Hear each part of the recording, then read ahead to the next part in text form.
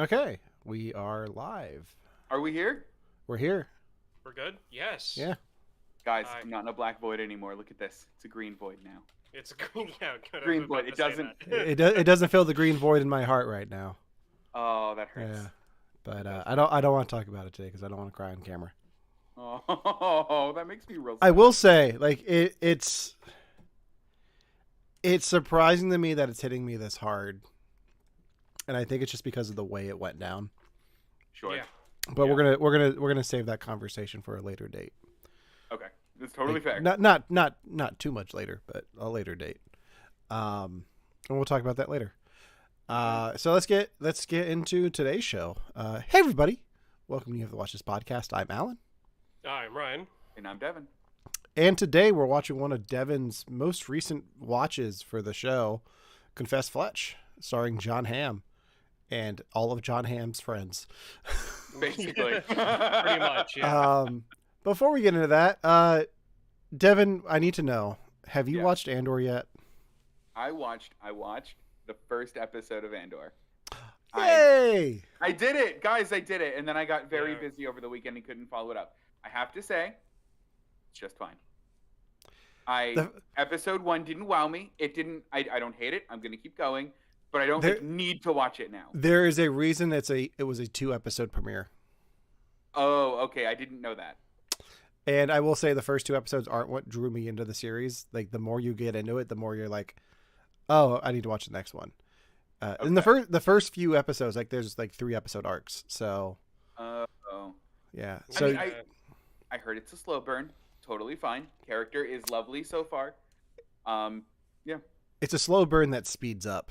Like I'm very Does it? excited for the finale tomorrow. So I don't know why I thought this ended like weeks ago. I didn't know the finale was still kind of pending. no one's talking about it. Nobody's watching it. So and Is it's a nobody shame. watching it? Because all I It's- ever hear about it is that it's amazing, but I'm biased because Ryan sends me the stuff. Yeah. I mean, yeah, because, I mean, Devin and I kind of had this conversation, like 3 days ago? Because I Mhm. sent you another, like, non-spoilery, like, praising comment I found in a comment section on it. And I Yeah. told you, like, just hang on, keep on watching, because around episode 4 or 5, it's going to take off Mhm. for you. And it's just going to be, like, I don't want to stop watching from there. I heard a dumb joke. Someone's like, "I'm not watching Andor. I'm watching like But If or something like that." I'm like, "Oh, I love it and I hate it." Mhm. It was good. It was a I'm- good joke. You gotta love it. Lost on that joke. It was Andor is the word and the word or. And Oh, is wordplay. different. Great. Dyslexics don't like wordplay jokes. Let's keep on going. But you know what everyone Well- loves? Someone explaining a joke. You're welcome, Internet. Well, let's find out if dyslexics like the movies that they watch this week. Ryan, what'd you watch this week? This is a transition. It was buttery There we smooth. go. I like that. Okay. So yeah, the movie I watched was I believe it was titled The Devil Below. Yes. It was a movie that Kristen had me watch because she said I might be interested in it, and it was right down my alley. It's low budget. It's on Netflix, and it is a classic like suspense monster thing. Set up, a bunch of scientists go with a guide to go to this abandoned coal mine because there's a lot of Centralia, Pennsylvania type stuff going on, and they want to explore that. And it turns out to be more than just an underground coal fire. Is there a And devil the in it? surrounding community has pretty much taken upon themselves to sacrifice their lives and keep people away from the town and to prevent what's in the town from getting out. And it's really good. Okay. So I highly recommend. So if that sounds interesting to anyone out there, there's a very, very well-known actor in it that I am blanking on his name at the moment. I think he had a hand in producing it. And I'm pretty sure both of you guys are looking it up right now. Yeah. I absolutely am. The Devil Below, Netflix. But yeah, I mean, it's good. It's not that long, and it can easily take up like a. Oh, Will Patton Will Patton's in it. Will Patton. from Um, Armageddon.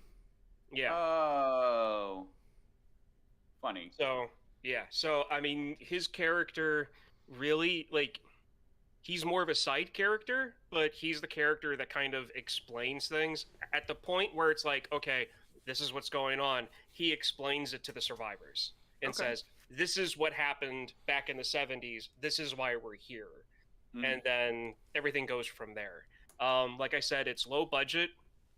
If you don't mind rubber people in rubber monster suits, so it's up your alley. Devin, stop the face. Drop the Is face. it- You have made me watch movies. You don't get to judge. No. I didn't think you would add the word monster to people in rubber suits and thought this was going to be a whole other kind of movie. So Well, I mean, that was that. There's no other way to explain what it is besides, a low budget, movie where they show the thing and it's a rubber suit. But Yeah, it's but good. sometimes The practical way they effects do are it. wonderful. Yeah, I'm totally on board. Practical effects in this remind Yeah. me of like the practical effects from like the early 90s and 80s that I love. There you go. So I'd much rather take practical effects over cheap CGI. Yeah, that's fair. That's fair. I'm gonna be near Centralia tomorrow, so maybe I'll watch this there. What are you doing near Centralia? My wife's family's not too far from there. I didn't realize So- that was that close to that. Yeah. Have you ever been? No. Oh. No. You don't you don't really want to. I Yeah. want to. I Kinda genuinely boring. want to. Is that weird? No. Okay. It's like it's on everyone from Pennsylvania's bucket list. So. Yeah, it is. Yeah. Okay. That makes me But feel better. but then when you go, you're like, okay, I've been here for 5 minutes. Let's kind of go home. Let's kind of Yeah. go home. So, I've got some things that I've watched, and I Okay. forget which order I put them in. So, one of them I really love. One of them I am absolutely hate watching the rest of the series. Okay. The first of which I'm going to talk about is the Hulu series reboot. This is a show that's making fun of the resurgence of the sitcom reboot, like Fuller House or Girl Meets World, like all those sitcoms that get back together, like bring their casts back at will and grace, like that whole premise of like taking the family sitcom and doing it in the modern day with the same cast but older. I'm gonna read you the cast for this, and it's Okay. phenomenal. Oh my God. Rachel Bloom plays the writer who brings the show back. Mhm. And then you have Paul Reiser, who plays the former showrunner, who Okay. you have the clashing of the generations. But the Mhm. cast of the sitcom is Judy Greer, Keegan Michael Key, Oh. and Johnny Knoxville. The poster alone looks funny. The poster. It is the funniest show that I have seen in a long time. And each episode is named after a different sitcom. It's like the second episode after the pilot, the second episode's called New Girl. Then you got Growing Pains, Girlfriends, What We Do in the Shadows. Like they're all like, it's all wordplay, like based, but it's so funny how it makes fun of not only like the reboot, like the clash of generations of television. Like you have two different writer types going into this reboot sitcom, but the characters are believable and they're all like top notch. Like I've never seen Paul Reiser in anything that I enjoyed him in that much. But he's like one of my favorite parts of this. Like there's a whole bit in the second episode where he wants to have somebody put popcorn in the dryer. And like the gag is they open the dryer and all the popcorn falls out. And the other writer is like, no, that's hacky. It's stupid. We're cutting that. Like they keep going back and forth on it. And like there's this whole, they're fighting the whole episode. At the end, they make up. And then she's like, oh, and by the way, I'm sorry. And he opens his car door and it just comes out with all this popcorn. He's like, you're right. It is hacky. And then the episode ends. And I was like, that's the perfect ending. So from that little bit, the humor reminds me a bit of Community. Is that kind of the vibe it goes for humor-wise? A little bit, not so much. It's from Steve Steve Levitan, who did Modern Family. So it's a bit in that vein. It's a mix between like Modern Family and Community. Like it's meta, fair. but not too meta. Mhm. And it's very like, it's not for network television. Okay. So it's an adult show. Like it's very, they wouldn't be able to do this outside of Hulu. So, All right. Well, I'm excited to watch. well, I'm sure for you it's on Disney Plus. So I bet it is, which is gonna be great. So speaking of Disney Plus, I watched 2 episodes of a show that premiered last week. I watched the first 2 episodes of the Santa Clauses, and guys, Yeah. Yeah. Devin, you look confused. Do you not know what the Santa Catch Clauses me is? up. I have no idea. Catch me So up. Tim Allen starred in 3 movies as the Santa Claus. Yeah. You're aware Yeah. of this, right? I've seen those. Yes. Now, Tim Allen has a Disney Plus show where he plays Santa Claus. Why? Well, that's a very good question. Santa is losing his powers and is considering retirement, so he has to like find a replacement, and that's one of the plot lines of the show. That's the one that I'm like, okay, not that enjoyable. The plot line that I am enjoying, and the only reason I hate watching the show, is they're exploring like what happened to the other Santa, like when he fell off the roof. Like, did he have a Mrs. Claus? Like, what happened to her? Why doesn't Mrs. Claus have a first name? Like, there's this whole big, like, they're exploring the plot holes of the first movie.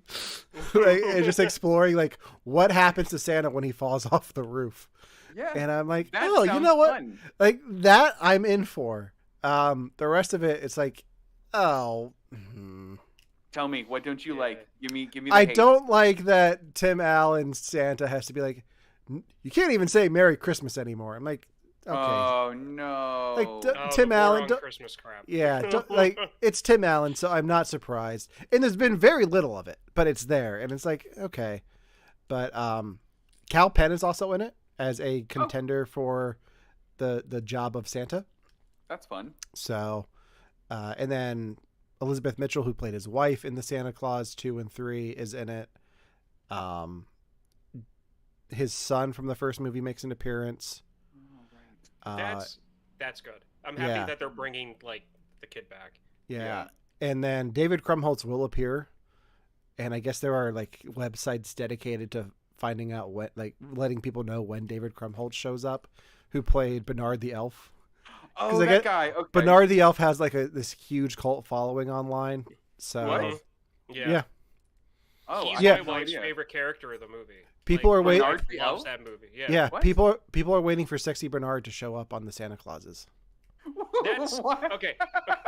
So that's not why my wife likes him so much. I just want to put that out there. Yeah. She likes him just because of like his attitude in the movie. Yeah. And his Because abs. he doesn't take crap from like anyone, and like he's the one in charge, and it's just he's funny. Well, but I there's a huge cult following. For I that think character. because they show him in the trailer, they've dubbed him Hot Bernard now. So Yeah. Has he gotten hot? I mean, that all depends on your perspective. I'm looking it up. Yeah, so I found out about this via a commercial on a football game that I was watching, and it had Tim Allen as Santa Claus interviewing Peyton Manning for the position, and they made a Tom Brady joke out of it because Peyton Manning was like, "Well, it'll give me a one-up on Tom Brady." Wow. Oh, I didn't tell you the part that made my wife check out immediately. What? The title of the first episode was "Good to Ho." Yeah. Why are they doing this? I love that Tim Allen impression. Oh, okay. Speaking, have you guys seen the trailer for Violent Night yet? No. What is this? Go ahead, Ryan, and fill him in. Okay, so there is a oh my god. Okay, so the actor from Stranger Things that David Alan's Harbour. obsessed David with. Harbour. I'm He not plays obsessed with Santa- David Harbour. You're obsessed with David You're- Harbour. You're obsessed with David Harbour. Anyway, so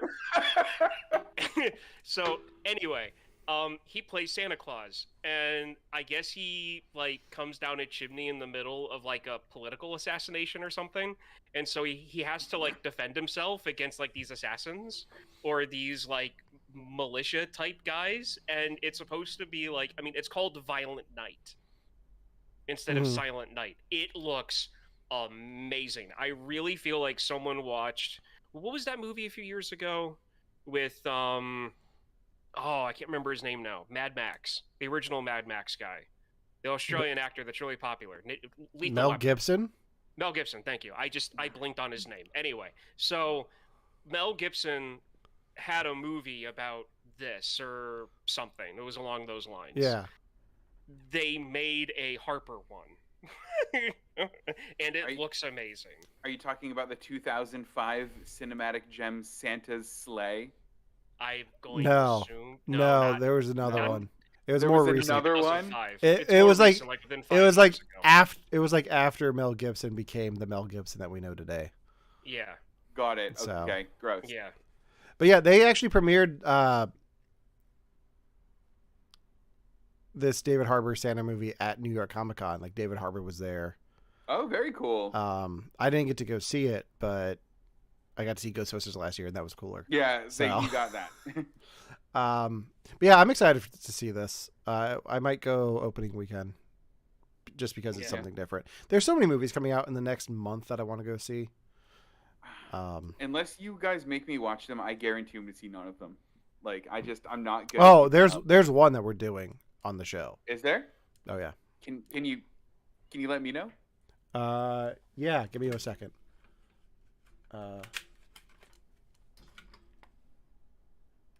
Devin, I see you. Oh, are you gonna make me watch that movie? Oh yeah. I'm lost. I'm so mad. I'm lost.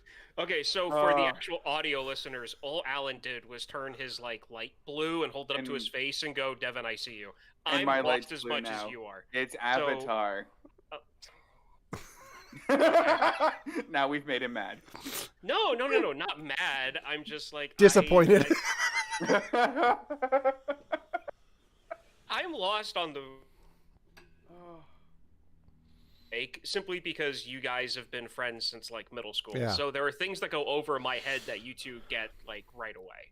Well, to be fair, that movie came out when we were in college, so it's just going for the blue, and I quoted the song and the line in the movie. So, yeah. I'm so mad about this movie. I'm mad. I'm gonna have to watch it. I'm gonna watch it though. I'll do Yeah. it. We've known this was coming for like 10 years. Yeah, that's why it was a movie that no one cared about, and they're like, "We're making 7," and we're Yeah. like, "Are you sure?" And he's like, Everyone "Now it's cared 20." about it when it came out. Yeah, but then everyone treated it like it was like a drunken night they had, where they're like, "Yeah, it was fun, but kind of regrettable, and I don't know if I'd do it again." I mean, I'll go see it. Like the best thing about those movies was that movie was seeing it in theaters. So Yes, in 3D. that's 100% so, true. Yeah, is it Um, releasing in 3D, the new one? Oh yeah, Oh, okay. I'm going to go see it in 4D because I haven't done What that is yet. the fourth dimension? Is it the smell? the chair shakes and Oh, chair got shakes and it. they shoot water at you and That fans. might be and risky stuff. in this one, Alan. They fill It's up the about theater with water to your neck. Yeah, really. James Cameron feeds you popcorn. I would see it if that was it. Yeah, And says Oh. sweet things to you as he does it. he just gives his own commentary, like director's commentary in person. But yeah, I can't recommend the Santa Clauses, but I will let you know how it goes from here on out. I'm mad you're still watching it, to be honest. I am too. I'm not thrilled about it, but I want to know. Like, I want to know what happened to the other Santa Claus. Like, I'm intrigued enough about that lore that I'm kind of disappointed that you've both seen it, because I would love to do that on the show, and maybe we will in time for Christmas. Who knows? I'm fine to do it, yeah. I mean, what's going to happen is that the old Santa Claus would have been reborn and is going to be the new Santa Claus, and it's going to be a cycle of never-ending Yeah. Santa Clauses, like a human centipede. Maybe that's our Christmas special this year, is a triple feature on Santa Claus movies. Not mad. So we see the David Harbour one, we see the the Tim Allen one, and then the live action Year Without a Santa Claus. Yes, we have to. We have been threatening a lot of people with that movie. We have to do that one. Whatever. You look thrilled, Ryan. I can't wait. Anyway, let's get into tonight's main topic. This year's film, Confess Fletch, starring Jon Hamm. Devin, this is your pick. I'm going to let you do the talking. Take it away. All right. So, I picked Confess Fletch because I watched it on a plane on the way over here just about 2 weeks ago and absolutely fell in love with the movie. A lot more than I honestly expected to. And it's one of those movies that I feel like you guys would have a lot of fun with too. Now, I have plenty of background on the movie that I'm going to get into at some point. I have whole probably paragraphs that I want to read about its development and its production because honestly, this movie is very interesting, like as far as background and production wise. But first, I just care about what you guys think of the movie. I really wanted you guys to watch it because the whole time I was watching, I'm like, this is fun. I want other people to have fun with me. And guys, did you have fun with me or did you not like this movie? Ryan, you want to go first? Okay. It was fun. Yeah. No, I mean, I definitely had fun with it, so it's great. The only thing is, like, I don't know if it's because I'm so used to Jon Hamm being more of like a dramatic actor that it's really hard for me to like switch over to like comedy. Sure.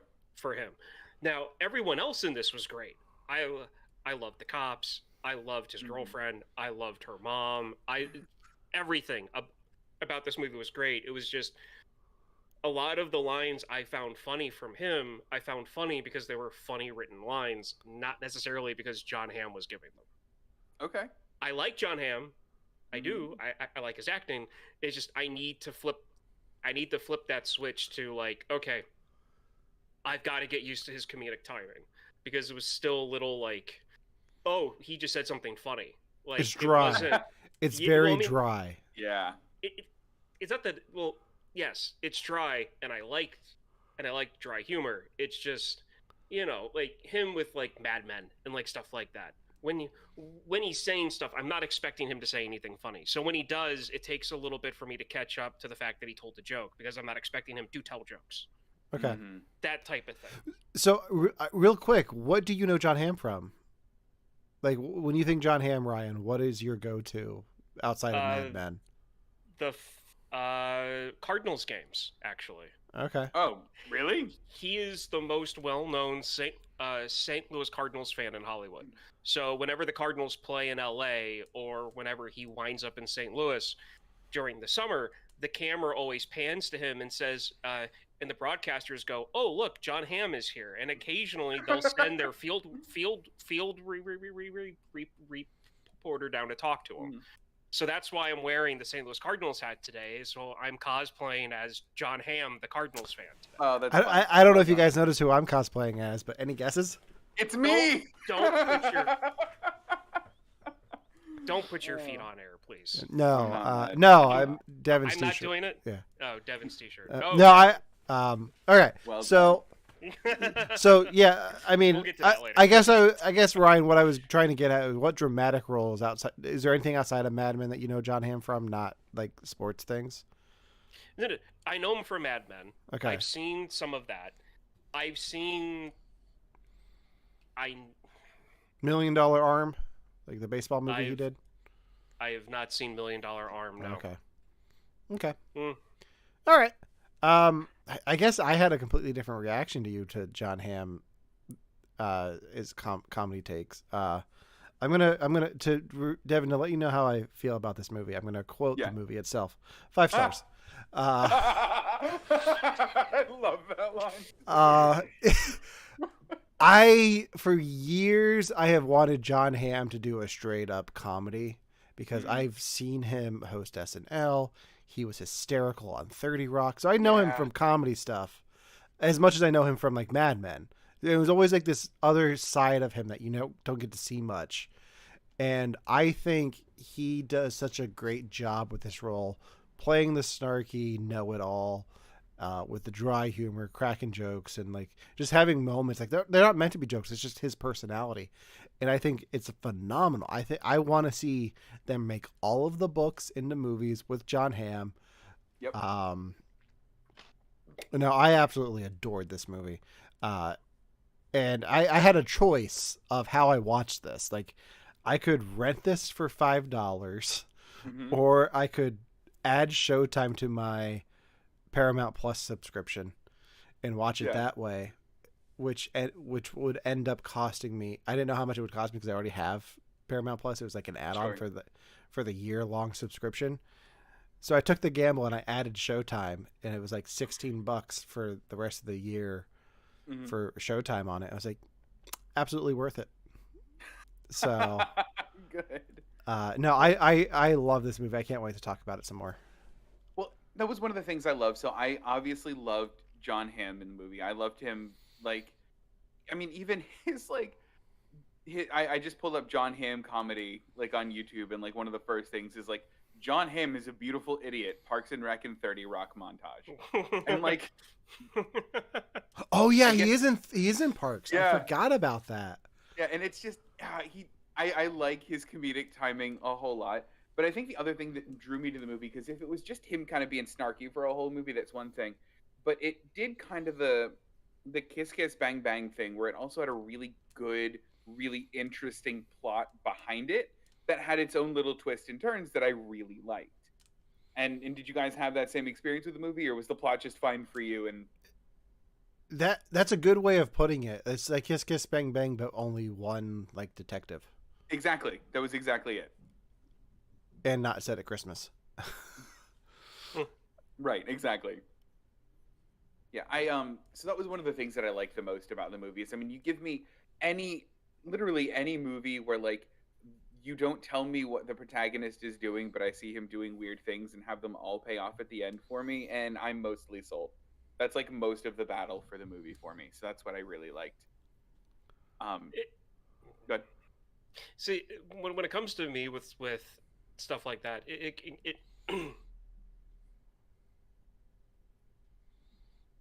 I get wrapped up in stories like this to the point where he's doing random things, and then halfway through the movie, I'll forget half of what he's already done.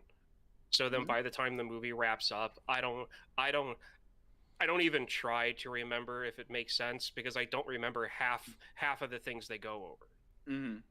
Because of all the different tiny little steps that he's doing, and all of the small conversation he has, and like the clues that are being dropped throughout the whole film. So to me, I was just going off of this of like, okay, he's being arrogant.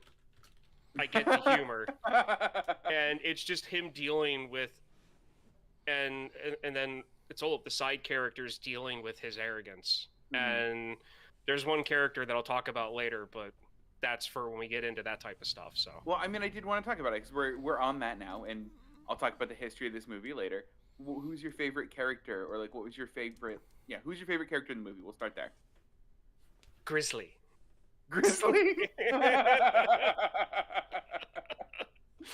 Yeah. I'll just quote the movie and go.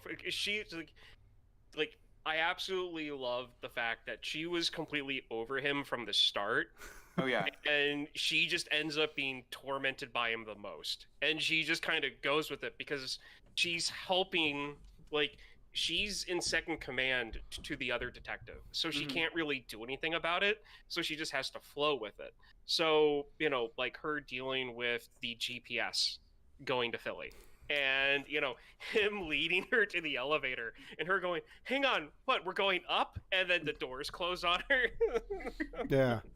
Every moment that he got away from her, I was like, that's great. Like it was, there were such great moments. I think for me, the other detective, Morris Monroe, Inspector Morris Monroe. Yeah. I really liked the way that he was like, yeah, you're the one who did this, and like kept on him the whole time, even when he had to like have his baby at work. Like, I could not get over the mom or the Dutch. Was it the Duchess? The Duchess was my second choice. Yeah. Oh, just, are you trying to seduce me? Like just the whole time. Oh, I loved it. She's like how okay. Or how she, and then as he was walking away, this was a test and you passed. I'm like, all right, fine. I haven't seen Marsha Gay Harden in anything in a long time, so it was nice seeing her again. because it's been a while. I think the last thing I saw her in was, oh geez, I don't even know. 50 Shades of Grey. Maybe The Newsroom, if I watch that season. Yeah, I feel like she was a mom or a stepmom in something that the last time I saw her in anything. I'm talking like 25 years ago, and I can't remember exactly what it is. But I know she played either a mom or a stepmom. Sure. Oh, well. But I enjoyed her in this, too, because she was all over the place and really, like, brought the comedy to a role that I didn't think would be that comedic, given the setup of that character. Mm-hmm. Yeah. What did you? If you guys could pick your favorite scene, like if you had to pick a scene from this, and you had to show somebody, okay, this is Confess Fletch, all wrapped up in this single scene, and I love this and watch it. What would it be? Because I have mine already preloaded and ready. Mine is when he goes to visit Tatiana, and she doesn't know what the word bespoke is. And he's like, bespoke. What is that? It's bespeaking to us. It's bespoken for. She has no idea what it means. And like even the little things he interjects, like, right, the poor are the worst, aren't they? Like just those little lines. Yeah. I loved everything about that scene. Real quick, Devin, what does bespoke mean? It means custom. It means it's bespoke to your needs. It's made specifically for you. Yes. They use it all the time over here. It's a major word in the UK. If I didn't know it, I'd be in trouble. For me, the scene that I would show somebody to get them to watch this is the scene where he gets the van and then like drops it off in the alley and gets these people to do their graffiti on it, because he's like, I'll pay you, and they're like, what'd you say your name was? He's like, what did I say? Like, they're like, you don't even know. He's like, just pay the van, man. Like, I just love that scene so much. See, I have two bouncing around in my head. I think what you're looking for from me is the yacht club, when he sneaks into the party and puts the jacket on and then tells the old man about how his fake uncle died by swimming into a propeller. Yeah. Okay, so the other scene I was thinking of, and I was like, man, this doesn't really fit what you're asking, but it was the scene that made me stop, because like unfortunately movies like this, I get wrapped up in them and my anxiety hits because I care about what the ending's going to be. I want certain people's endings to be happy. I'm one of those people. Like, I want happy endings for certain characters, and it makes me anxious and not knowing, and it makes the viewing not pleasant for me. There was a scene that completely negated all of that, and I was like, okay, this is just straight up silly. I don't care anymore. And that's and that's when he goes to the police station to visit the inspector, and the inspector has the baby, and Fletch goes to leave, and he announces to the rest of the detectives on the floor that the person of interest is leaving, and everyone laughs because the guy's nickname is Slow-Mo Monroe, because he takes so long to like arrest people. So the fact that Jon Hamm was just like, I'm the person of interest and I'm leaving the department, and all of the other cops are just laughing about it, I'm like, okay, this is straight up silly. I'm fine. I don't care. Yeah, I absolutely love that. So I wanted to take a step back and just ask, first off, how much do you guys know about the source materials before this? So this is a reboot of a series that was based on books. Have you guys seen any of the previous movies? Have you read any of the books? Ryan, you go first. Okay. I have known about the other movies. My dad liked both of them. Okay. Previous movies, because he was a fan of the actor who played Finch. Chevy Chase. And my dad was a fan of his, and so he saw both of them. He tried to make me watch the first one when I was like in my early teens, but I have to admit I am not a fan of the whole noir thing to a point. Like it's so it never really, like, I don't think we finished it. I don't think we so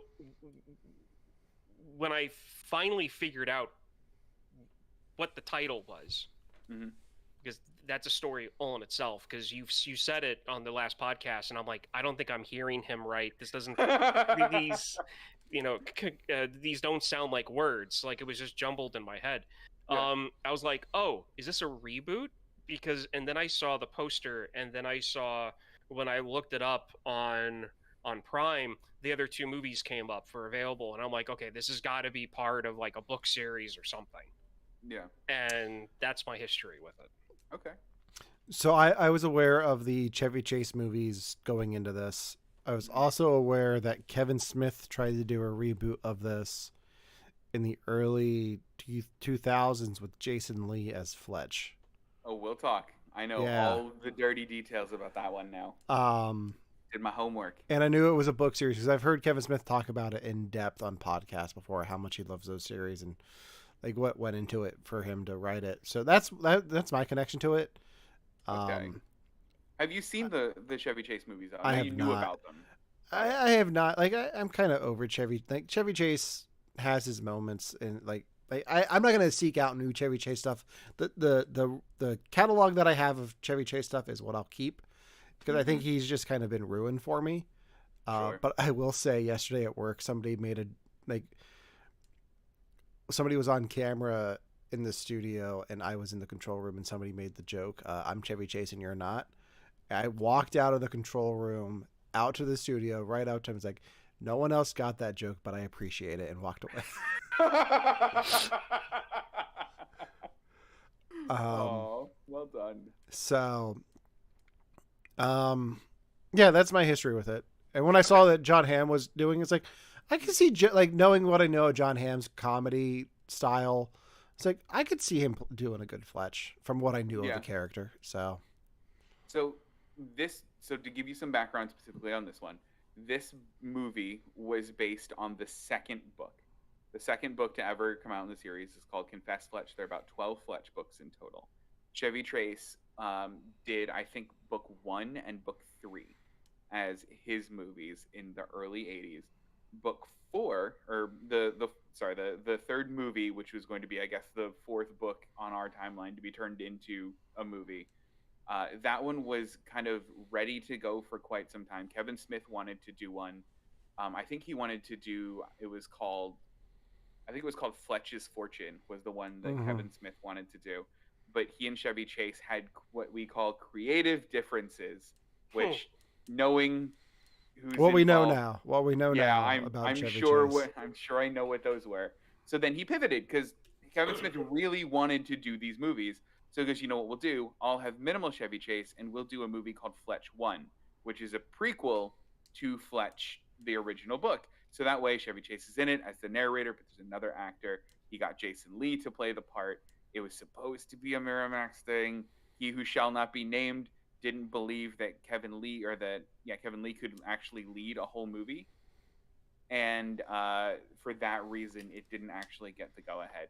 This movie was years later, obviously. There was a whole thing where the writer of Scrubs got Zach Braff to play in this movie at first, and then that didn't work out. And then now we kind of got the iteration that we have. But even this movie was in a bit of kind of production hell, where this movie, as I had mentioned last week, about halfway through, it had a 27-day shooting schedule. And at the end of the 27th day, they go, oh, we still have more to shoot, but we don't have the budget to shoot more. So Jon Hamm, the director, pitched in their own money to help kind of finish the shoot, which, I don't know, thank God they did, to be entirely honest. I thought it was absolutely worth it. Now, the one thing that I wanted to talk about quickly, too, was like the reception of this movie, I think. So I had heard Jon Hamm in an interview, because I listen to podcasts where Jon Hamm pops up occasionally, was like, oh yeah, Fletch, that thing I'm doing. And I went, oh, that sounds funny, and then ignored it for a while, and then saw it on an airplane. Did this like get missed by everyone? I don't think I've heard anyone talk about this movie. The marketing that I saw for it was very minimal, but I think that goes with the low budget stuff. Oh, really? And it was straight to on demand as well. Like, it was a simultaneous release, which is rare nowadays. Like, you had it in theaters and on VOD. um, Oh. and it's already made its way to Showtime. So Yeah, I guess I didn't know that. I think I assumed because I saw it on an airplane, it had been like it had gone through like the theatrical release and then the video on demand release. And then halfway through my week, I was like, I hope they can find it like in the real world. So I'm glad you guys could both find it pretty quickly and pretty easily. oh yeah, I Yeah. there were other things on Showtime I wanted to watch anyway. So I was like, okay. Gotcha. So, what did you guys think of going kind of back to the plot quick now that we've gone over the whole history of all of the Fletch things? What did you guys think of essentially the twist at the end? Did you guys see it coming? Did you like it? I'm honestly still kind of confused about it. Are you? As in, like I said, with movies like this, there are things that are said in conversations that are supposed to be like sticking points that they refer back to at the end, and then I'm like, I don't remember that part of the conversation at all, or I don't remember that happening. And like everything made sense. Everything made sense. Yeah. Up until the very last scene where they show him driving the van. Okay. And then that's what threw me off. Okay. And it's like, how did that happen? Okay. I think it's a fairly simple answer, right? I think so. Yeah. Spoilers for Confess Fletch. He had the paintings the whole time. Mhm. He had to get the one, and that was it. Like he had the rest of them the whole time. And you what watch he him had. steal the one. Yeah. Okay, so that The doctor from Voyager I was think never that- kidnapped. I Yeah. think It was all con. no. I know that. I Yeah. know that. And I think that knocks this movie down for me a little bit because I really feel like that should have been either established or something along the lines at some point, because that's what threw me off the most, because they talk about all these paintings that are gone. They and that was another question I had. I wanted to know if that was the doctor from Voyager. You said that it is, so I don't know if to ask that question. I wouldn't have known. So they're talking about the one painting, but they say that two were sold, and it's like, okay, two paintings were sold. Mm-hmm. And they go through all of this stuff, and then they show the paintings in the back of the van, and I'm thinking to myself, like, did they not show a scene where he went into the boat and got them, and then, like, pretended that they weren't there later on or something? Like, that's where I'm like, okay, the dad's alive. Him and Hamm had already talked about all of this to begin with. And then they talk about the paintings. Like, are you sure you don't want, are you sure about the paintings? And he's like, oh, those things made me guilty anyway. And it's like, okay. Yeah. And then they show him with them. And it's like, there could have been a little bit more explanation. Like, that's too much of a non-spoken reveal. Sure. That I'm just like,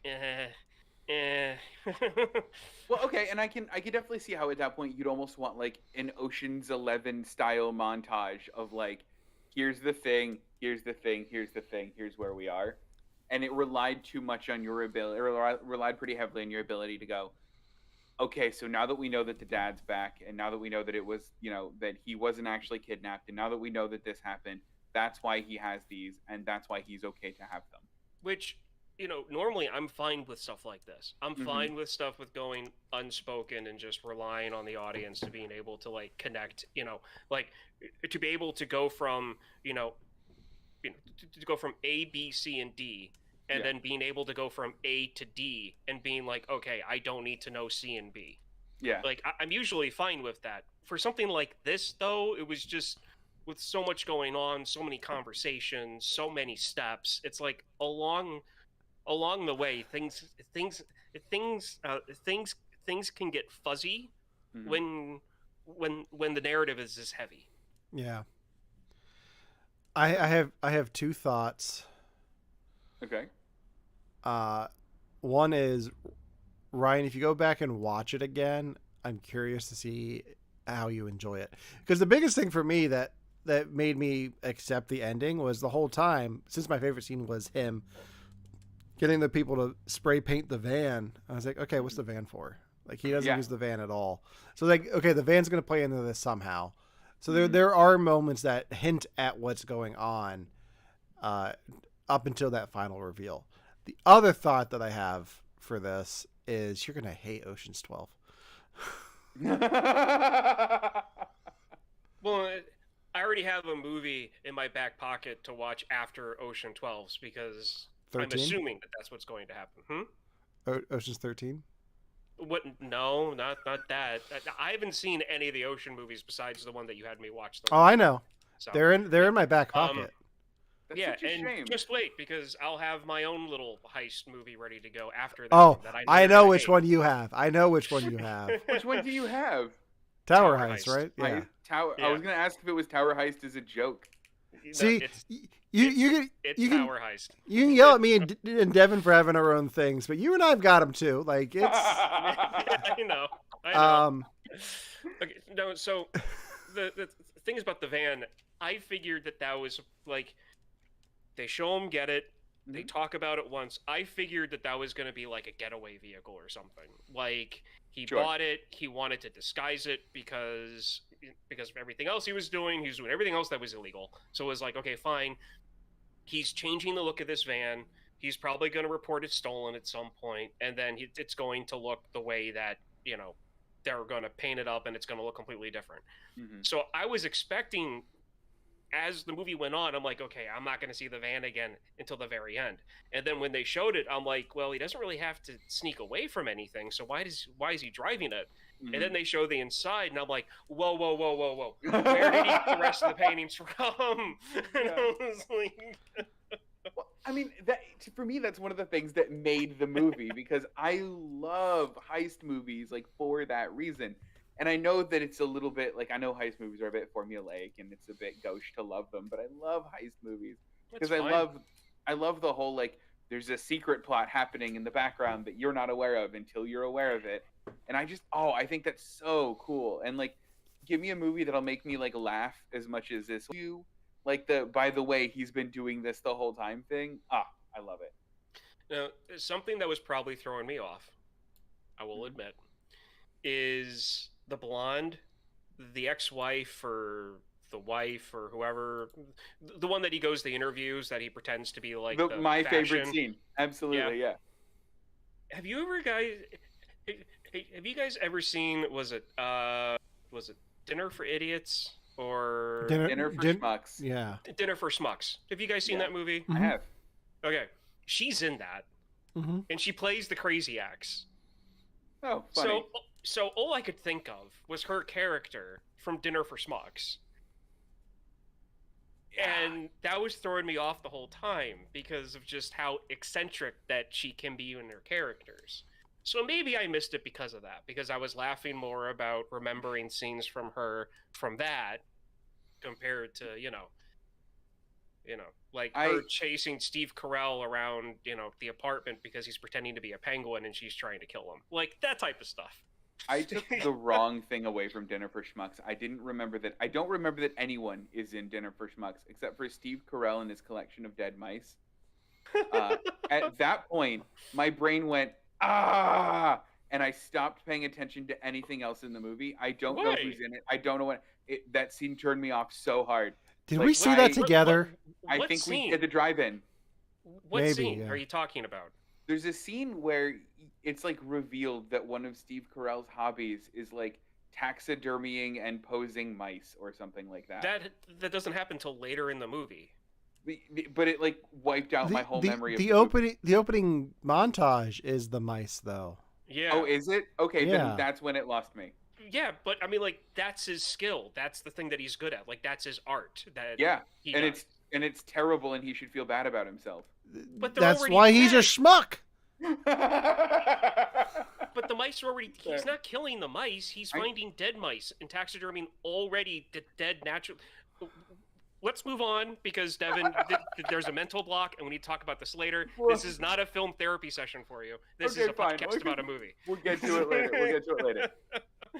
So the last thing I had to bring up about the movie is at the end of the movie, when he's on the boat, he gets the call and he hangs up on it. That's actually a direct lead into the plot of the next book in the series, which I think is called Fletch's Fortune. would you guys watch Fletch's Fortune if it releases if there's another Jon Hamm Fletch movie, Fletch's Fortune, would you watch it? Absolutely. Yeah. Yeah. Yeah. I would. I'd be like opening day. I'd be ready to see it. Yeah. Jon Hamm has been one of those actors that deserves a franchise for the longest time. Like, Yes. they just miss him to be Superman, or he could have been the older Batman if they wanted to when Affleck was cast. But I feel like he deserves a comedy franchise Yeah. in the vein of Knives Out. Yes, absolutely. Yeah. So this is something that I was thinking of as we were talking about this, and the fact that this is like a reboot from, you know, the ones that were made in the 70s. Mhm. I really hope that this actually works and that they actually do turn this into a franchise, and Jon Hamm gets to be like this character. And when people talk about Fletch, they think of Jon Hamm, and like there's maybe 4 or 5 movies out of this, because one of the failures that I feel that Hollywood ever did, for me personally, was not continuing with Harrison Ford's Jack Ryan movies. Oh, interesting. You know, like that. Yeah. They never finished those line of movies that they wanted to do, and then they tried to reboot it a few times. Yeah. With like Hunt for the Red October, with one of the Baldwins. Hunt for Red October was first, though. Oh, was it? No. Hunt for the Red October did not come out. Some of All Fears was the one after Harrison Ford. It was Alec Baldwin, Harrison Ford, and then Ben Affleck.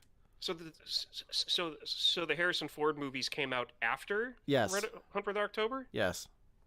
Okay. Item switched in my mind. Oh well, going forward. Yeah. So I was fine, and I liked Harrison Ford as Jack Ryan. Mm-hmm. And then when they were going to reboot the series with Ben Affleck when he was younger, with Some of All Fears, I was like, great. And then I watched it. I'm like, this is awesome. I can't wait to see this actually work out, because to me, it worked. Mm-hmm. Like, they established, they took like book 6 or 7, yeah, turned it into a starting point for the character. And I was like, okay, fine. They can totally rearrange the, events of the books for the movies. I don't care about that. This actually looks good. And then it went nowhere. And I was very upset about that. If this can like undo that, yeah, and this is actually successful, this would make me put a little bit more faith into that whole idea. I would hope so. This is the kind of movie that I want to see a franchise built off of now. Like, just fun, clever, good writing, good acting, all of that. All right. Anything else on Confess Fletch? I still get confused about this title. Well, they wanted him to confess. No. I get it now, but when you first told us about this, and you were talking about the movie, about seeing it on the plane, how quickly you said the title. Oh yeah. It never made sense to me. Never. And I remember, and it's like, as we signed off of last week's podcast, you said it again. And I was like, okay, I'm just gonna have to message him later at some point in the week and get a spelling of this, because it seriously didn't make any sense. It still sounds like jarbledness in my ears. And so I messaged you this morning, or was it yesterday? I think it was yesterday. Yesterday, and then you sent it to me, and I'm like, oh, confess, Flinch. Now this makes sense. What did you think I said, or was it just literally nothing? It was literally like, take the word confess and flinch and mix it together. Confess flesh. Confess flesh. Like, that's seriously what I was hearing the whole time. It sounds Swedish. It does. Work. I had a quick question, because you just brought this up. Is Jack Ryan just the Forrest Gump of action movies? He seems to like wander into different... Yeah, listen, he wanders into different weird situations. Okay. Made first president. So the Tom Clancy novels, how much do you know about them? And I promise I'll make this quick. I'm like a 4 out of 5. 4 out of 10. Sorry, 4 out of 10. Okay. His career starts off at like the like midpoint of the Cold War. Yeah. Okay, and he's a very intelligent guy, and he just kind of gets swept into politics Mm-hmm. as as he goes on. He works for the CIA. He kind of doesn't work for the CIA, and he eventually becomes president. But Tom Clancy wanted a person that he could put through a bunch of different Cold War issues to kind of show, hey, this is kind of how things are structured in case something horrible would happen. So he's essentially just like the vehicle, basically. He's the vehicle for the author showing, hey, this is how much that me, someone who doesn't work for the CIA, this is how much we know of what would actually happen, of how our government would kind of respond to these issues in a more dramatic way. Right. Obviously, because it's for entertainment, but that's what it is. Like, there is, like, all of the situations are made up. They're completely fictional. Forrest Gump, that was all actual events that they put that character through. I mean, fair, but still, he like bumbles his way into like a submarine. This? Okay. How about this? He is the Forrest Gump of the Cold War. Done. I will accept that and go to bed happy. Okay. Same here. One last thing on Confess Fletch that I was surprised by was the Miramax logo at the front, where they make it very clear who owns the company now. Yeah. I guess I'm looking at some of the stuff they've done recently. I haven't seen the new Halloween movies, so I didn't realize they were Miramax. But it makes sense. Like, Weinstein doesn't own it anymore, so. Right. Yeah. But yeah, that's all I've got on Confess Fletch. So. That's all I got. Let's talk about next week. Yeah. So next week we are streaming on Tuesday at our normal time. Tuesday is also Giving Tuesday. So we are going to be teaming up with our friends, Victims and Villains, and we're going to be watching Turbo, a Power Rangers movie, and talking about the late Jason David Frank. As you can see, I'm pretty much a pretty big Power Rangers fan. So we haven't talked about this on the show yet, but we're going to talk about it next week. In an effort to, what Victims and Villains does is promote suicide prevention through pop culture, and I think we're going to team up with them, talk about the movie, talk about what they do for Giving Tuesday, and try to get some money to help them with their cause. So it's going to be a fun episode, even though it's going to be a deep episode. Because I genuinely do want to hear your guys' thoughts on this movie, because I've rewatched it a few years ago and it's not great. But it's, yeah, I mean, I will say this for it though, just so the Zord fights are better than the other Power Rangers movie that we did.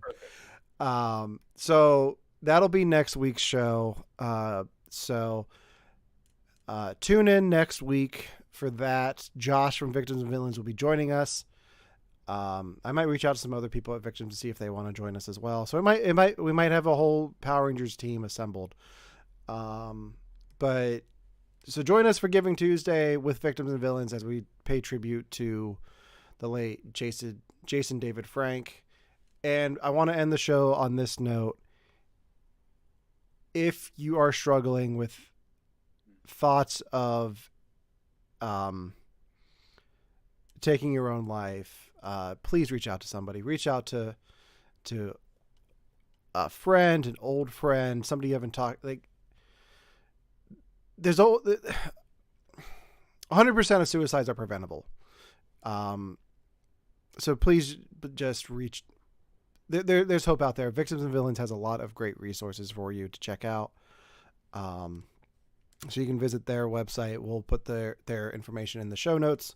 And we'll have Josh on to talk about it a lot more next week. So in the meantime, I know Victims and Villains is doing a watch through of the Mighty Morphin Power Rangers movie on their Discord this week. So head over to their Facebook page for details on that.